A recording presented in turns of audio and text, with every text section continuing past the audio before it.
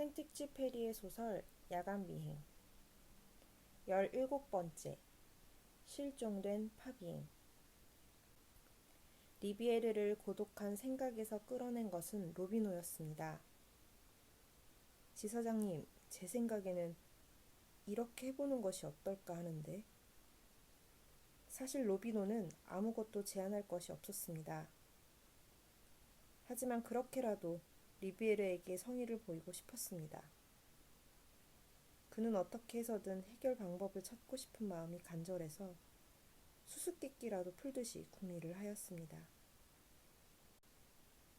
그러나 리비에르는 그가 제시한 어떤 방법에 대해서도 관심을 가지지 않았습니다. 하긴 이제껏 한 번도 귀담아 들어준 적도 없었습니다.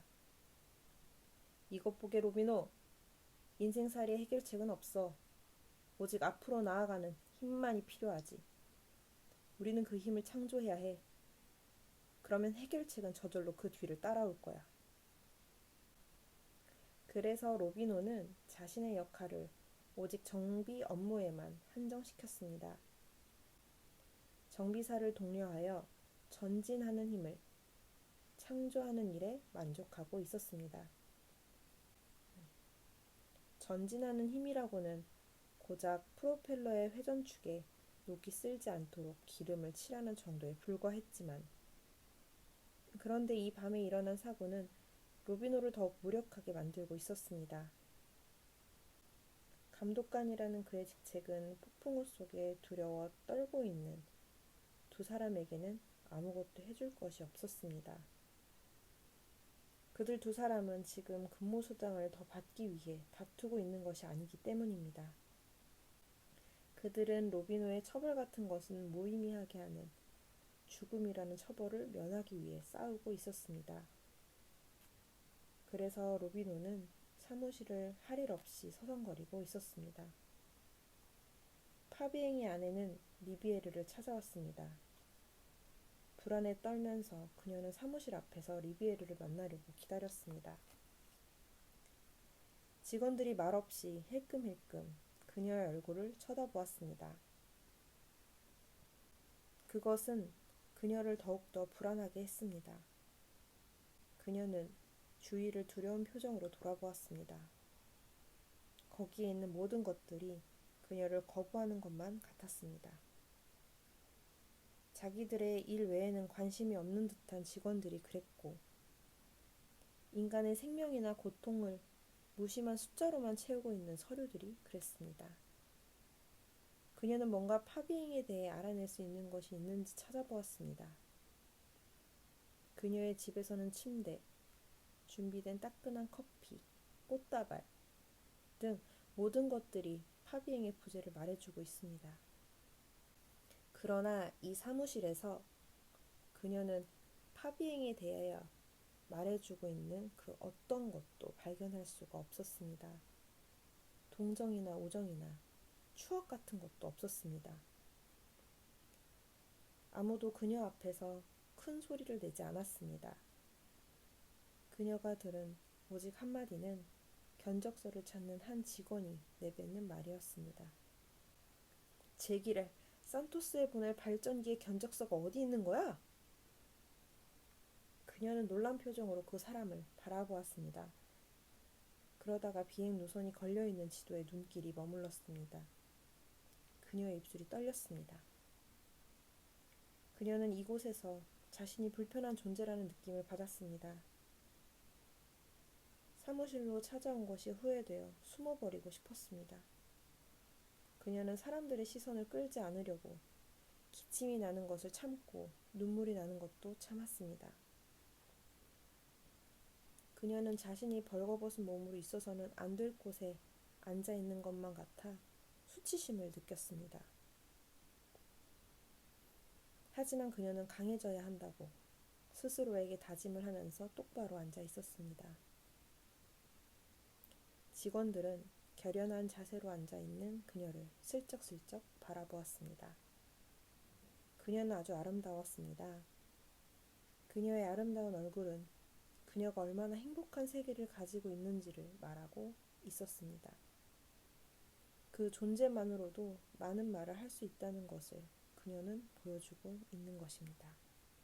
사실 그녀는 사람들이 자기도 모르는 사이에 하는 행동이 얼마나 소중한 것들과 평화를 깨뜨릴 수 있는지 침묵 속에서 전달하고 있었습니다. 그 많은 시선들이 거북해서 그녀는 눈을 감아버렸습니다. 리비에르는 파비eng의 아내를 만났습니다.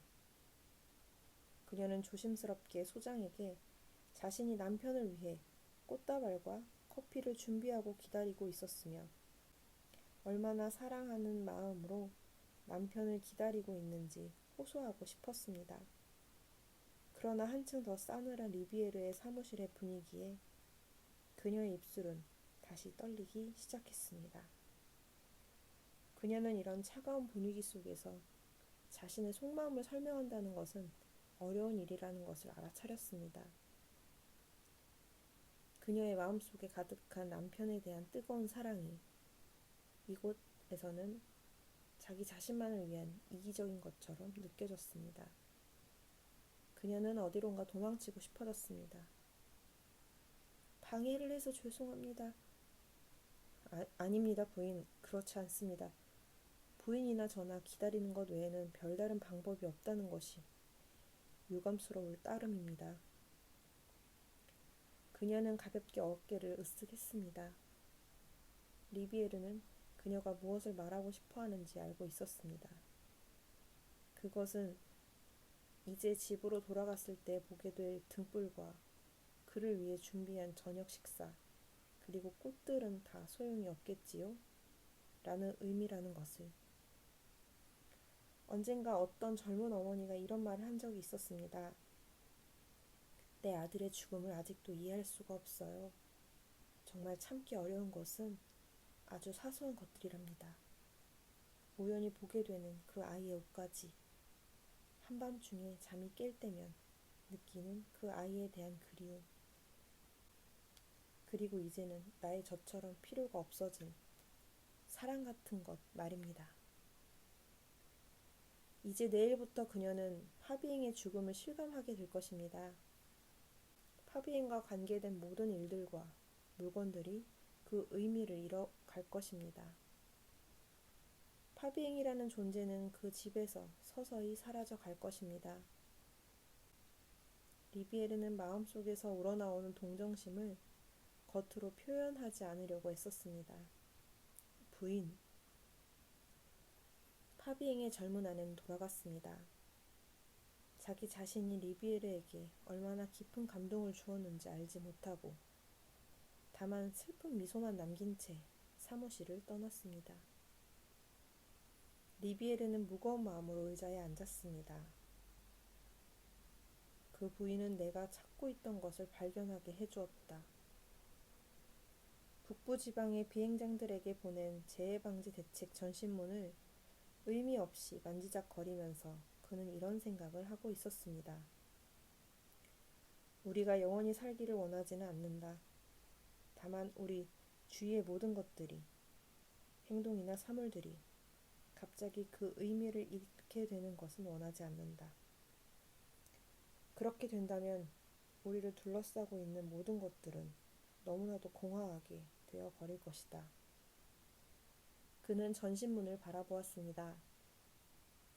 이제는 의미를 잃어버린 이 보고서들, 이것들을 통해 죽음이 전해지고 있다. 그는 로비노를 바라보았습니다. 지금 같은 경우에는 정말 아무런 쓸모가 없는 사람. 리비에르에게 로비노는 아무 의미도 없는 무능한 사람일 뿐이었습니다. 리비에르는 딱딱한 목소리로 그에게 말했습니다. 내가 무엇을 하라고 꼭 말을 해야 하겠는가? 그러고 나서 리비에르는 직원들이 있는 방으로 통하는 문을 열었습니다. 파비eng 부인은 봤어도 알아보지 못했겠지만 그 방의 벽에 조종사 파비eng의 실종을 알려주는 표지가 선명하게 붙어 있었습니다. 파비eng이 조종하던 RB 903호기의 카드가 사용 불능 우편 비행기의 코너에 꽂혀 있었던 것입니다. 유럽행 우편 비행기의 서류를 준비하는 직원들은 출발이 늦어질 것이 분명했기 때문에 작업의 속도를 늦추고 있었습니다. 비행장에서는 일거리 없이 대기하고 있는 승무원들에게 어떤 지시를 내려야 하는지 전화로 물어오고 있었습니다. 활동의 기능이 약해지고 있는 것입니다. 이것이 바로 죽음이다. 라고 리비에르는 생각하였습니다. 내 사업이 바람 한 점 없는 바다에 떠있는 돛담배처럼 되어버렸다. 그때 로비노가 옆에서 말했습니다. 지사장님, 그 부부는 결혼한 지 6주밖에 되지 않았습니다. 로비노, 가서 일이나 하게. 리비에르는 조용히 직원들을 둘러보았습니다. 그러면서 신념을 갖고 자신의 사업을 도와주었던 모든 사람들을 떠올렸습니다. 자격부, 정비사, 조종사들. 그는 어딘가에 있을 미지의 섬에 대한 이야기를 듣고 배를 만들었다던 옛날의 작은 도시를 생각했습니다. 그들은 단지 배의 희망을 싣기 위하여 그들의 희망이 바다에서 돛을 펼치는 것을 보기 위하여 배를 만들었다고 했습니다. 한 척의 배를 만들면서 그들은 성장하였고 그들 자신에게서 벗어나 자유로워졌던 것입니다. 어쩌면 목적은 아무것도 증명하지 못할지 모르지만 행동은 죽음에서 인간을 해방시켜준다. 그 배로 인해 그들은 지금까지 우리 머릿속에 살아있다. 그러므로 그들은 영원히 살아있는 것이다. 전신문을 주고받으며 밤새워 일하는 직원들은 그 전신문의 의미에 따라 위험성을 인식하여 조종사들에게 비장한 목표를 부여합니다. 그럴 때마다 리비에르 자신도 그 죽음에 대항하여 싸우는 것이 될 것입니다. 바람이 바다에서 돛담배를 움직이게 하고 달리게 하는 것처럼 긴장 속의 생명력이 업무를 활기 있게 되살리며 그때 비로소 그도 감히 죽음과 대항하며 싸우는 한 사람이 될 수 있을 것입니다.